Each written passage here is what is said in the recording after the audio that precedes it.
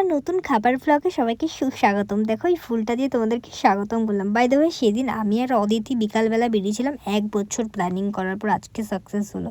গিয়েই আগে আমরা একটু খেয়ে নিলাম কফি, যেটা খেতে খেতে আমরা অনেক মজাদার গল্প করছিলাম। দেন আমরা অর্ডার করেছিলাম চিকেন ললিপপ, যেটার মধ্যে একটু গ্রেভি ছিল। বাই দ্য ওয়ে খেতে ভালো ছিল, খুব একটা খারাপ না।